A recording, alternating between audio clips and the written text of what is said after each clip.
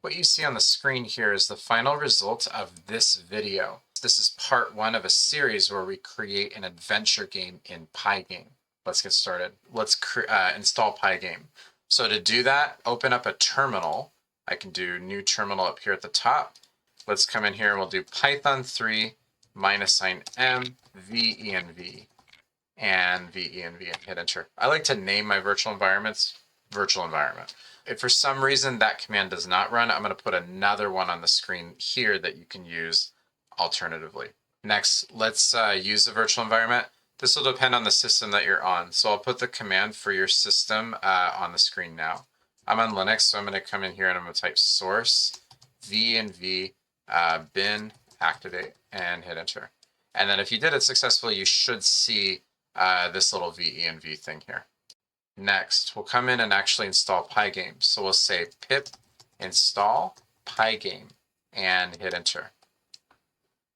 Cool. Next, let's go ahead and we'll create a new file called game.py and hit enter. So now we're ready to code. Let's come in here and we'll say import Pygame. And then we'll start up Pygame's kind of backend, and we need to call this before we call Pygame stuff. Then what we're gonna do is we'll do Pygame display set caption. This will set the title of the actual window. We can name it adventure game, but you can name it really whatever you want. I'll make this a little smaller so we can see. Okay. Next, what we're gonna do is we're gonna create a screen. And we'll come in here, we'll do Pygame display set mode. And this is from the actual documentation of Pygame, basically the standard way of doing this. Let's do 800 and 600. Ultimately, the screen's gonna just clear a color. I like to keep this color up here. We'll declare a variable called clear color. We're gonna use a tuple and we'll say 30, 150, and 50. This will be kind of like a, I guess like a medium shade green. Last thing we're gonna do for this is we're gonna declare a variable called running and set it equal to true. We'll come up here and we'll add more variables later. So we'll come in here and we'll say setup. Cool. You don't need to add that if you don't want to. This right here is gonna be the game loop. So we'll come in here and we'll use a while loop. We need to, so from here, every time that the game updates, we need to see if there's any events that happened. Like, did the user press a key? Did the user press the X button? All sorts of different things. So let's come in here and let's loop through all of the different events in pygame.event.get. That'll get every single one of the events. Hit enter. And we'll just, for each event, we're going to check and see what the event was. The only event that we're going to care about right now is we're going to see if it was a pygame.quit, meaning that the user pressed the X button up at the top of the app. You can actually, if you don't handle this, every operating system's different, but it's a high chance that you may not even be able to close the window without like force quitting it or something like that.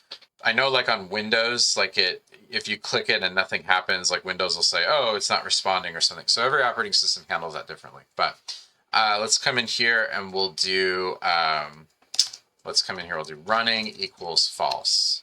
And then we'll go from there. The next thing that we're going to do is we're going to do our draw code.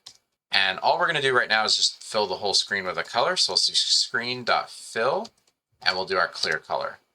Again, I like to put it up here just so that you don't have to like search in the code later. Let's come in here. We'll do pygame.display.flip.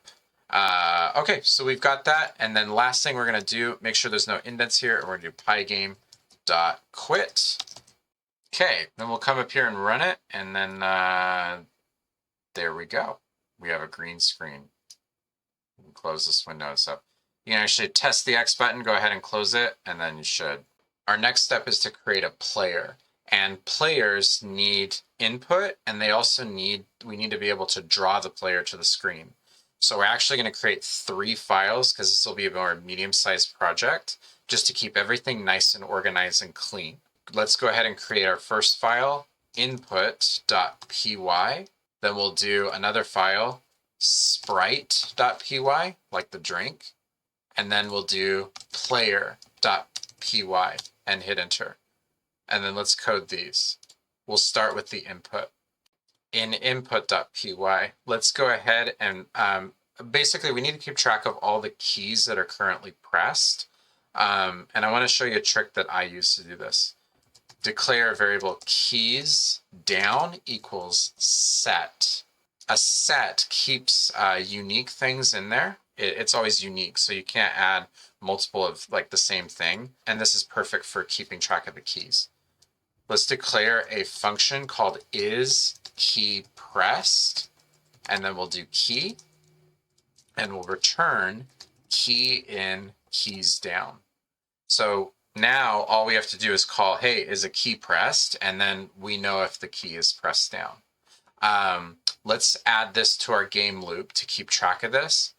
Go to game.py. At the very top, we're going to import this that we did. So let's come in here and we'll do import input. And then what we'll do, let's jump into our game loop. So right after the running equals false part, we're going to come in here and we're going to say elif event.type equals Pygame key down. So we're going to check if a key was pressed down. This fires right the moment that you press the key down, or well, whenever the game loop gets to it, which is like milliseconds. But okay, then what we're going to do is we're going to say input dot keys down dot add event dot key. We're going to add the current key to all the keys that are pressed down. And we're going to do the opposite too for when the key is released. So we're going to come in here, we're going to say event type Pygame key up, and we'll do input keys down dot remove event dot key. This makes it nice and easy later on when you want to actually check if a key is pressed down or not, or like currently pressed down, currently held down. The next thing is we're going to code our sprite class. Jump into sprite.py and we'll go from there. Sprites are images that are rendered to the screen, and I'll show you kind of how I like to do it. So let's import Pygame. We'll need that. I like to keep track of all the current sprites that are on the screen or in the game that you're like are currently active in a list. Just makes it easy. I also like to keep track of all the images that are currently loaded into the game. And I do this with a dictionary. So use curly brackets here. This makes it so that it's really easy to just like say, I want to load a tree, and then maybe you might load a tree later on. And it won't reload that tree. Like it won't duplicate the memory. It's just going to use what's already loaded. So on line 6, we'll come in here and say class sprite, create a constructor def space, and then your init, self image x and y, colon, and hit enter. We're going to keep track of where this sprite is. So sprites are where something that is drawn at a certain location, certain way. We'll just keep track of x and y for now. If image in loaded, then what we're going to do is we're going to say self.image equals loaded image. That way we're going to just, okay, if we've already loaded the image like at another point, we'll just load that one. Otherwise, we haven't loaded it yet. So we'll come in here and we'll say self.image equals pygame.image.load. And then we'll say image. Perfect. And then we'll just keep track of the images that we've loaded. So we'll say loaded image equals self image. So we'll add it to our loaded kind of cache there. So self.x equals x, and then self.y equals y. Perfect. Last thing we're going to do is we're going to add this to our sprites. So we're going to say append self, and we'll go from there. Perfect. I like to have a method for deleting the sprite, so I can just say like, hey, tree.delete, and then it just does it. Let's come in here, we'll do delete, and we'll take in self, and we'll say sprites.remove self. Let's also do a draw function. So our draw function is going to take in self. It's going to take in a screen. We do a screen.blit, and then we'll do self.image, and then self x, self y. Okay, let's code our player. Let's go into player.py, and we'll go from there. Import Pygame, we'll need that. Let's bring in our sprite class. Let's also bring in our function that we created earlier for determining if a key is pressed down. From here, let's go ahead and say, let's create a player class. So we'll say player and we'll say sprite. Perfect. So players are sprites. We'll just inherit from sprite for now. Okay, let's create a constructor def space init. If you're in VS Code, you can just hit enter while I was doing that. It fills everything out. We're calling super. A player is a sprite. So basically, we need to create a sprite if we're creating the player, right? So we're going to call the sprites constructor with the super class, or in other words, the parent class, which is a sprite. We pass in all the same things to it. We don't have to code what's in the sprite class. I'll show you that real quick. You don't have to, don't move your cursor or anything anywhere. I'll show you real quick. We coded this whole constructor here, all this code. You don't have to write that at all because all you have to do is call super and it'll call all that code from the sprite class. Perfect. Let's jump in here and let's also, but players will also have movement speed. And we'll set this equal to 2, however many pixels we move every single time that we do that. Okay, let's code a update function. So we'll say def update self : and hit enter. Using our function that we did earlier, check this out. If is key pressed, Pygame, K underscore lowercase w. So capital K, lowercase w, : and hit enter. And then we'll come in here and we'll say self.y minus equals self.movement speed. Perfect. And we can make a bunch of these for each one of the keys. So we're checking if a key is pressed, KW, and then we come in here and do that. Let's go ahead and do the other ones. So we'll come in here, we'll say if keys is key down, Pygame, K lowercase a. And then so uppercase K, lowercase a. Self X, right? X is left and right, minus equals self movement speed. Okay, let's do the other ones. So if is key down, or is key pressed, Pygame, capital K underscore lowercase s. We'll do self Y plus equals self movement speed. Okay, last one we're going to do. If is key pressed, Pygame, capital K, and then D as in dog, self X plus equals self movement speed.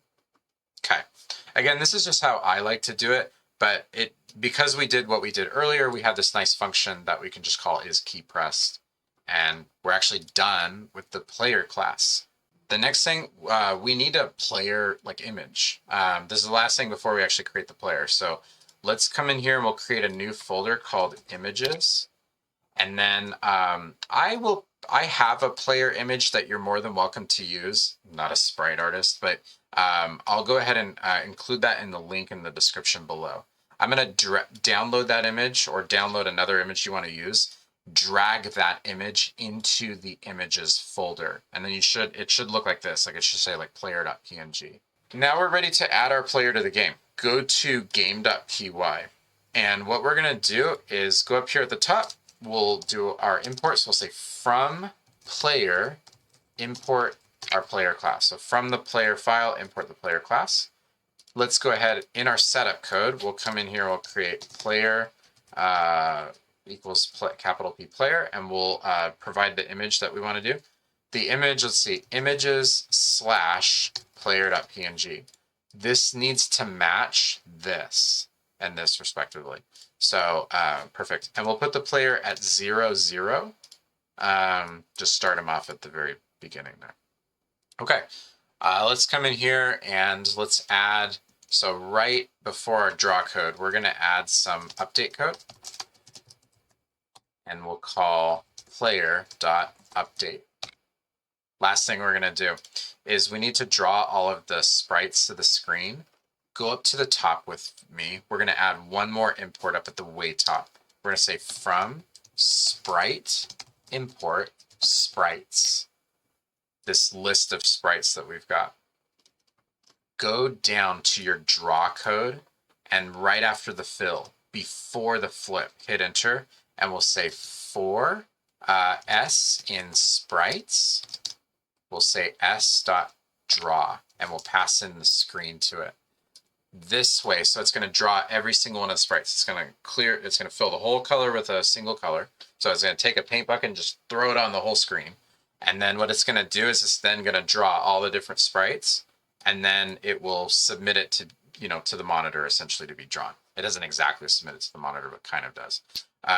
Perfect. All right, let's jump into here and let's test this. Jump up to the top and we're going to press the play button up at the top. And I have a player. And player's moving really fast. Go ahead, let's close it. And you can close the terminal too. You can just close this. And what we're going to do right after the Pygame display flip, we're going to come in here. We're going to say Pygame dot time dot delay and then say 17 in here. This will keep it consistent. We can do a more elegant, or you could do a more elegant solution later, but just after every update, let's just wait 17 milliseconds. And then it'll keep it consistent. Run your game again, and then the player will be there. Now, it's possible that your computer might be running like slow, like if you have a bunch of different things. That's for another time that we can kind of talk about that. You might notice too, it created a PyCache folder here. That's when you start using multiple different files and stuff, it's going to create this little PyCache folder. Just leave that, just don't delete it or anything. I guess you could and it would just recreate it, but yeah, we could just leave it. Okay, our last order of business for this video is we're going to create our tile map. And what we'll do is we'll create a new file called map.py and hit enter. Let's get started. Import Pygame. This is how I like to do it. Class tile kind. So the kind of tile. def init. Self name, the name of what it is, image, and then is solid, like whether that tile is solid or not. Maybe in your game, like players can't go over water, so maybe water is technically solid or something. They can't move over it. We'll get to that in another video. Self.name equals name, self.image equals, and then we'll load it. This is independent of our sprites, but that's okay.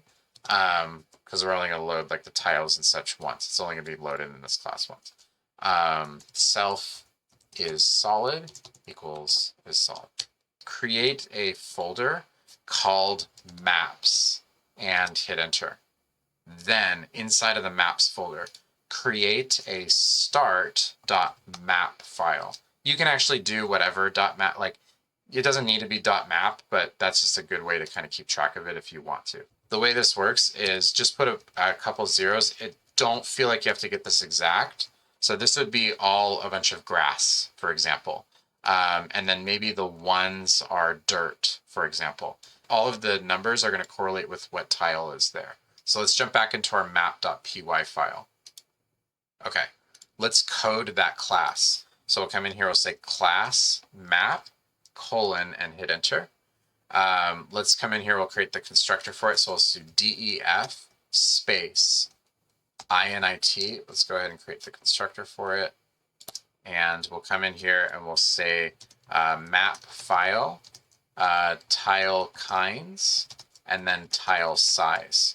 So we're going to take in, I'll make it look like, so how big the tiles are, all the different kinds of tiles, and then the file, what file do you want to load?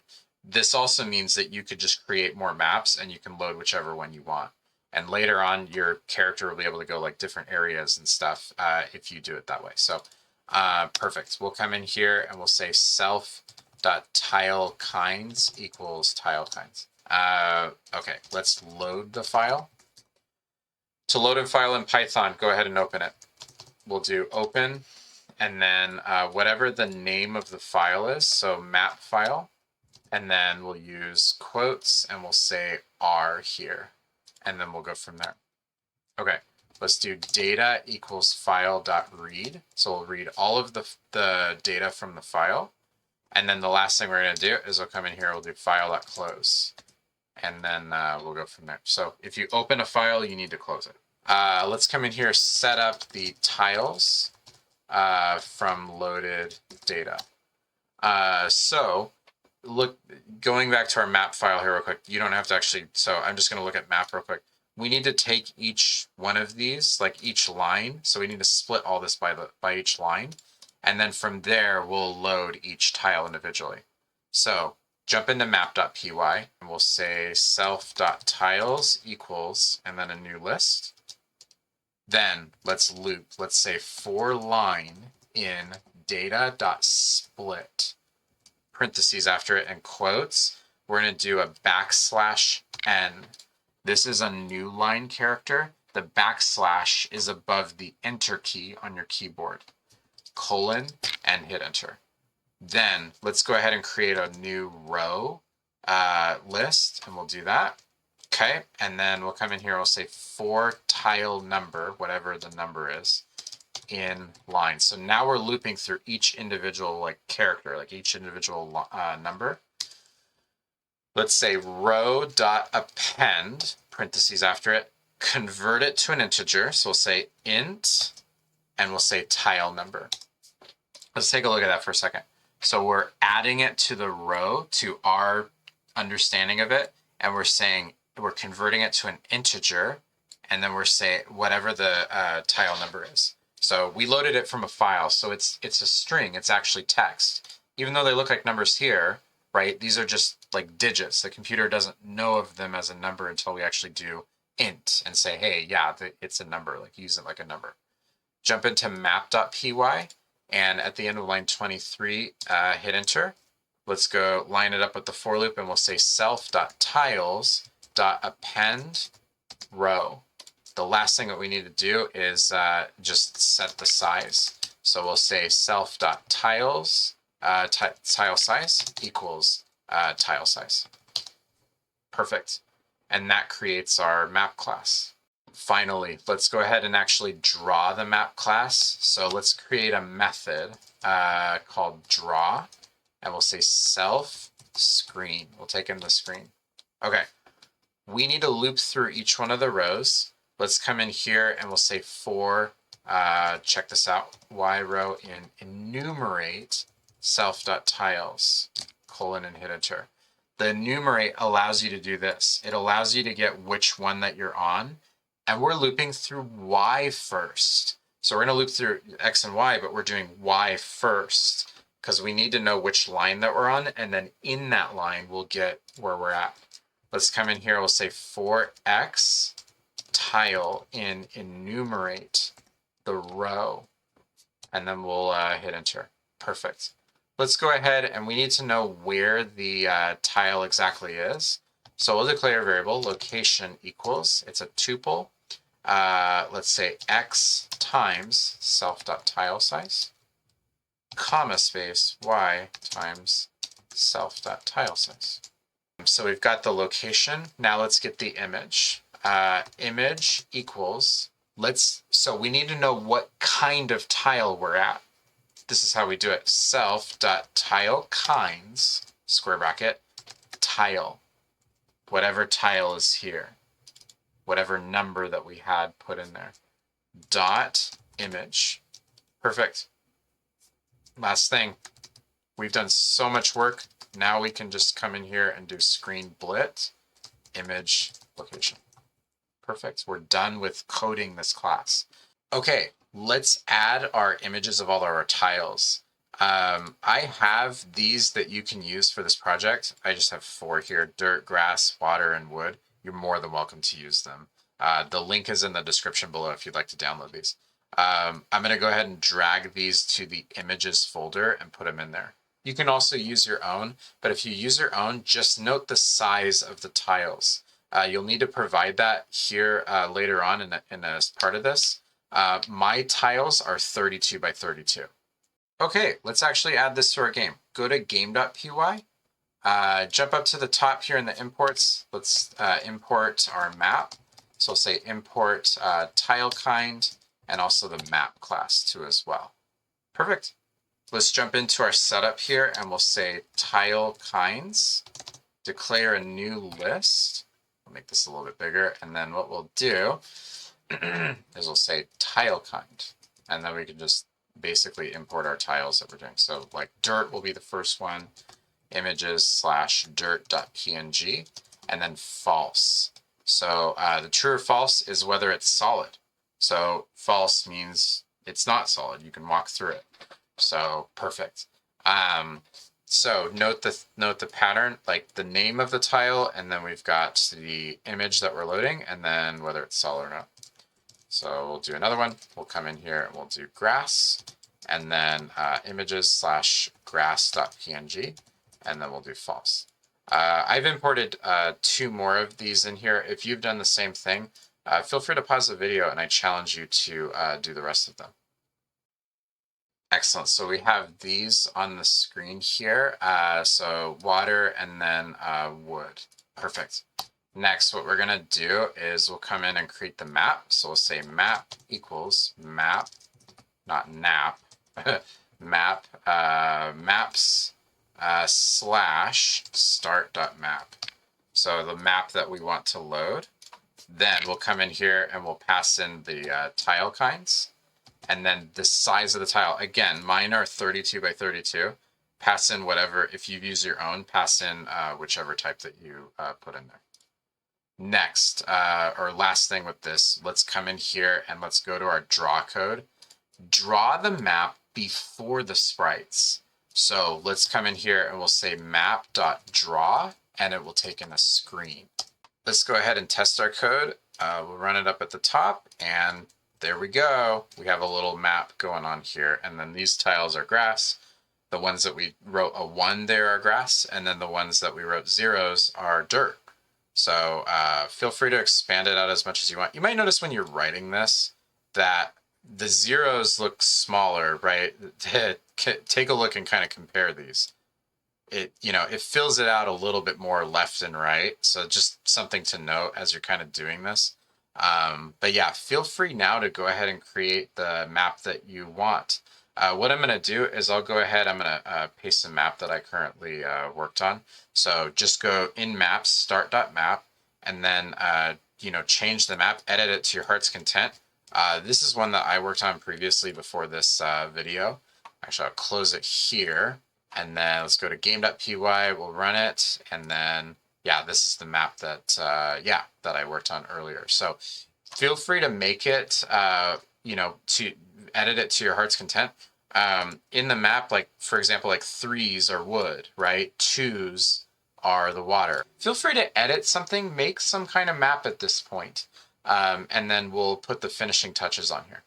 To put some finishing touches on this, let's add trees to the game. You can actually add other sprites, not just the player, like the player can walk around or whatever, but let's add trees.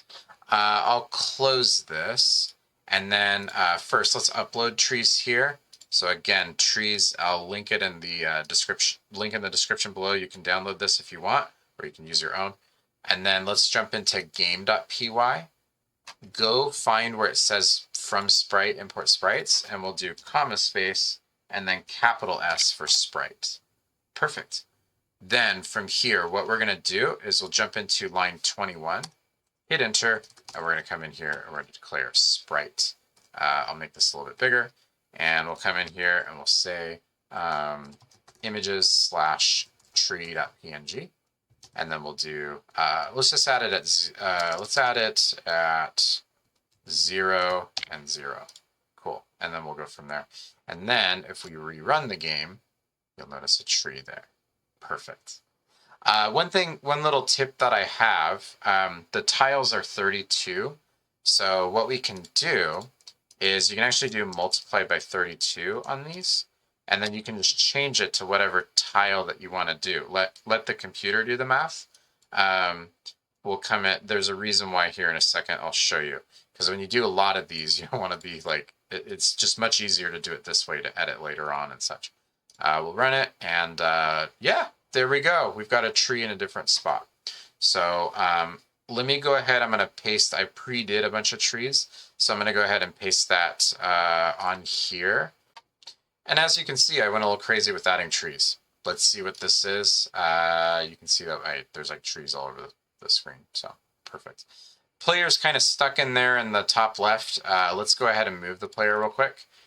So up at the top, we'll come in here, see where it says player, like you're creating a new player. Let's come in here and let's place the player at 32 times 11. And then we'll do maybe 32 times 7. And then we run it, and player's right there in the middle. Thank you so much for watching. This is part of a series where we continue to expand on this adventure game and make it and improve upon it. So please let me know if there's any feedback that you have on this video. And I'm more than, please let me know if I can improve or if you get stuck anywhere on anything. Thank you so much, and have a good rest of your day.